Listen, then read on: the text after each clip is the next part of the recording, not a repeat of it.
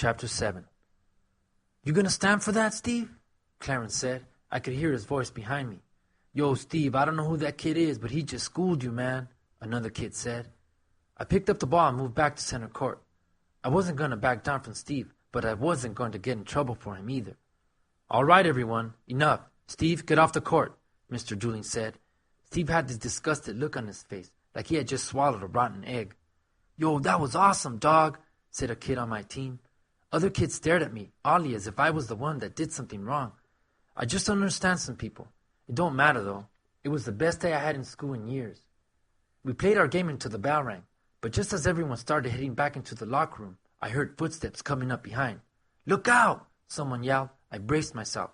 Suddenly, something exploded against my shoulder, and then I was rolling to the ground, my face smacking off the hard wood of the basketball court. Several people stood around me for a few seconds, blocking the view of teachers. I still remember their shoes, Adidas and a pair of high-top Nikes. And then there was Steve's grinning face. "Don't mess with me, Martin. I don't lose," he said, and walked away. No teachers were in sight. Everyone was in the locker room. It took me a while to sit up. When Steve blindsided me, the impact knocked the air from my lungs, and I gasped like a fish out of water for several seconds. At home, my boys would have had my back, but in Bluford's gym, I was alone. Almost. "You okay?" said a voice from behind me. I looked up to see Eric. He offered his hand to help me up. "That's it," I said, grabbing his arm. As soon as I got up, I headed straight to the locker room. "Let it go," Eric said, following me. Many kids were already lined up to go home, and they stared at me as I stormed in. They were the ones too scared to confront Steve, even though they knew he was a jerk.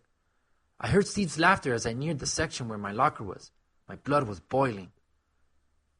"I don't care what he looks like, Clarence.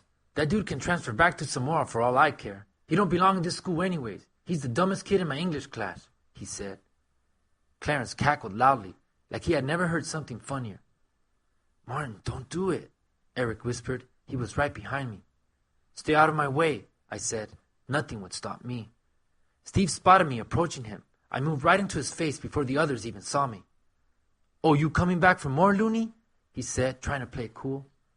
Again, Clarence snorted. I knew neither of them expected me to come back. They were used to people backing off. Steve stepped forward, that big grin wider than ever. He was performing for the people in the locker room. "You got something to say?" he said. He was easily 6 inches taller than me. Probably had 30 pounds more muscle, too. But he wasn't smart.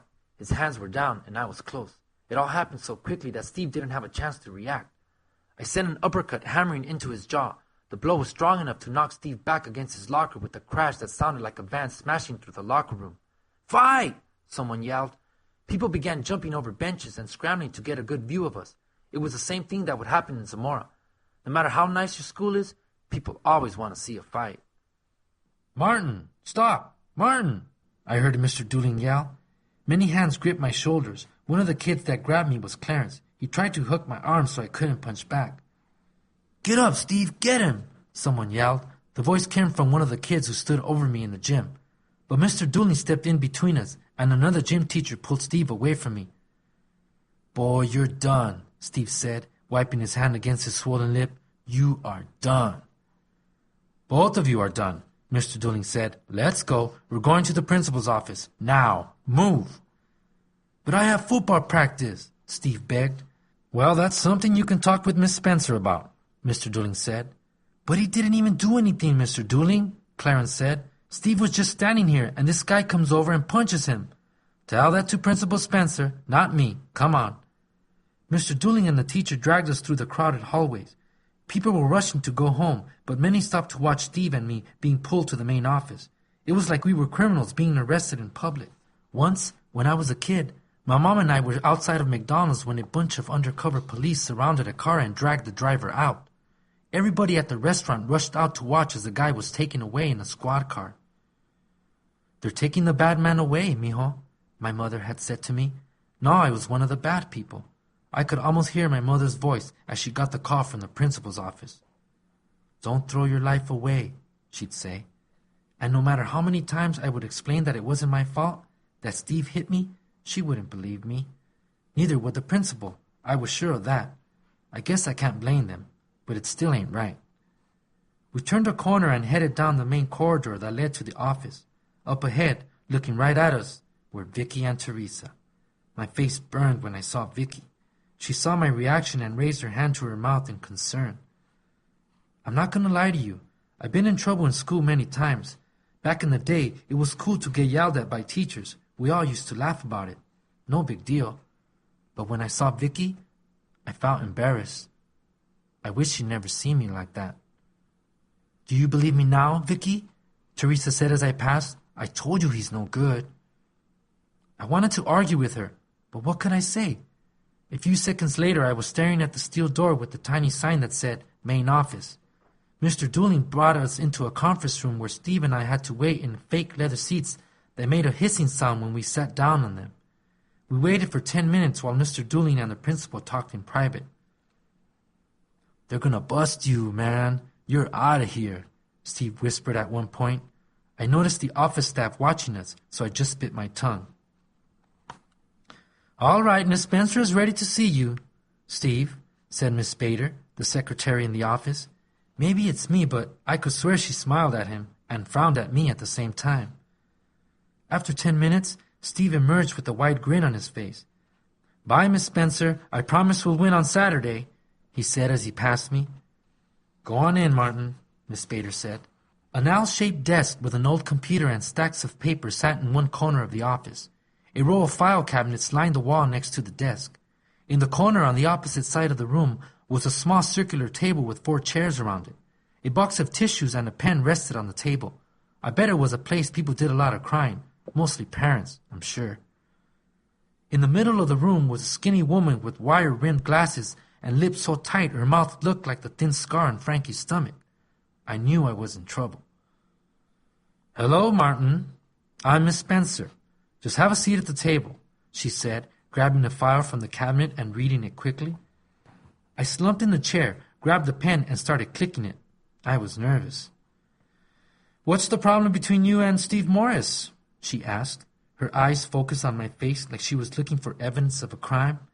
Like I told you at the beginning, I wasn't going to rat out Steve.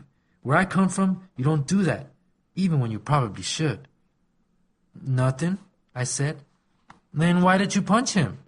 I could hear an edge to her voice.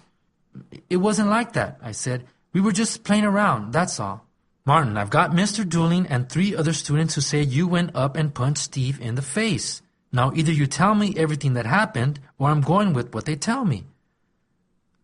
Look, Miss Spencer, me and Steve don't get along.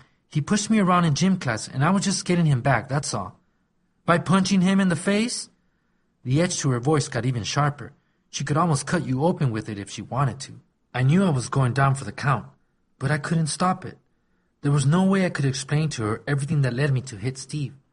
Even if I could tell her somehow, I could see she wasn't ready to hear it. Her tight jaw told me she was going to punish me no matter what I said. He was asking for it, Miss Spencer. He pushed me first. No one reported this to me, Martin. Do you have any proof? I leaned back in the chair and dropped the pen on the table. Miss Spencer watched me closely, stopping only to jot notes on a pad of yellow-lined paper. I knew all the kids who were witnesses were Steve's friends on the football team. None of them would tell the truth. But then I remembered Eric. He had witnessed the whole thing, and he hated Steve. If Eric told her what he saw, maybe Miss Spencer wouldn't punish me. Yes, I said, ready to tell her about Eric. But then I remembered how scared he was of Steve. If I mentioned his name and he told her the truth, Steve and his friends would probably go after him. After all, the two lived on the same street. The thought of Eric getting bullied turned my stomach. I was not going to be the reason another person got hurt. No more of that. Well, who is it? Miss Spencer asked me. Her patience was almost gone. I could tell. The lecture was coming. Never mind, I said. No one saw anything because it happened at the end of class. I see, she said, writing something down and then putting the note into a folder that she quickly closed. Look, Martin, I know you are new in the school and making the switch is difficult, but I can't have you hitting other students. I don't know what you experienced at Zamora, but you should know that at Bluford we do not tolerate that kind of behavior. I wanted to get up and walk out. Miss Spencer acted as if I didn't know that fighting in school was wrong. Of course I know. But where I come from, when someone hits you, you have to hit back, or everyone will start treating you like you're soft. Wherever he was, Steve had a sore jaw to remind him not to push me around. "Yes, Miss Spencer," I said, just so she would stop lecturing me. "Now I see you have already missed a day of school, and now you're here for fighting. All this in 1 week. That's not a good sign, Martin. Is there something going on with you that I should know about? Are you having problems at home?" "No. Why do they always accuse your mother when you screw up? My mother couldn't do more to keep me out of trouble."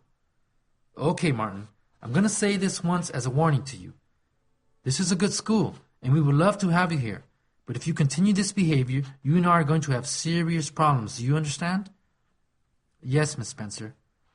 She then handed me some papers and gave me a 1-day in school suspension and a Saturday detention with Mr. Mitchell. The mention of his name reminded me that I had missed my after-school detention with him for the 2nd day in a row. Great, more trouble. "One last thing, Martin. I have to call your mother and let her know what is happening. I'm going to want to meet with the two of you in my office next week." I squirmed in my seat.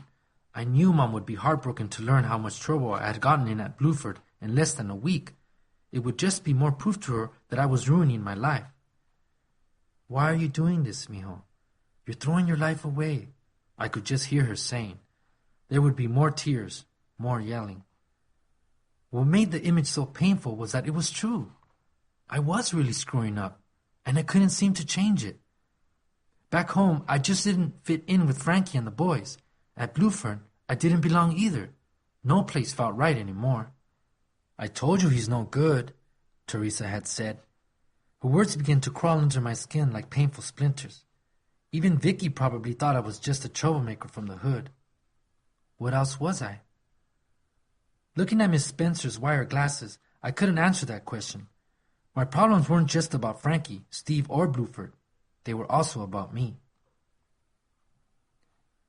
Widow died in my arms on the street outside my friend's house.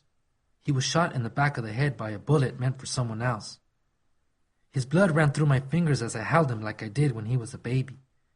He was just an innocent kid who never hurt anyone, never stole anything, never got in any fights. Not like me. I wasn't always nice to him, but I was still his favorite person.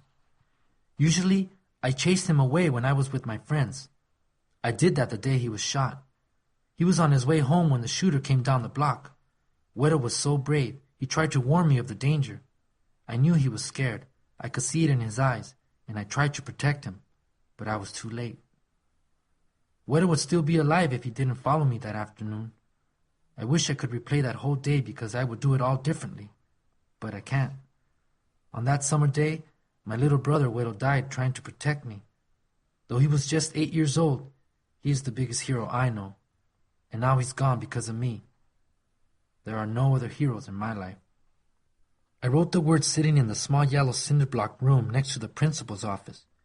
It looked more like a jail cell than a schoolroom. There was nothing else I could do during in-school suspension except work. The only break from the hum and flicker of the fluorescent lights was when Miss Bader brought me lunch. A plate of macaroni and cheese, a tiny carton of milk, and a chocolate chip cookie. The paragraphs I wrote for Mr. Mitchell's class were too painful for me to reread, but at least they distracted me from the conversation I had with my mother the night before. "What am I going to do with you?" my mom screamed when I told her about the in-school suspension I got for hitting Steve. "There's nothing you can do, Ma," I said to her. I could tell that she didn't believe me when I explained that Steve and his crew had ganged up on me. "He hit me first, Ma. I was just hitting him back," I said. "There you go again. It's always somebody else's fault. Whenever you get in trouble, it's because someone said something or did something. When are you going to take responsibility for your actions and stop blaming others for the things that happen? And no matter how much I try to help you, mijo, you keep making dumb choices. You're getting more like your father each day." "Stop it, Ma," I said. It felt like she just slapped me in the face. I ain't nothing like him. She stormed down the hall and left me alone in the living room. A couple hours later, I was laying in my bed listening to her talking on the phone to one of her friends. Her voice carried through the thin walls of our new place so I could hear exactly what she was saying. "Pray for him, Sonia. I love him, but there's nothing more I can do to control him. It's like he wants to throw his life away." I heard her blow her nose and shift around in her bed. "Pray that I don't lose him," she said. I stayed up looking through a box of old pictures of Güero and thinking that her prayers were already too late. Weddle was gone, and in a way, I think so was I.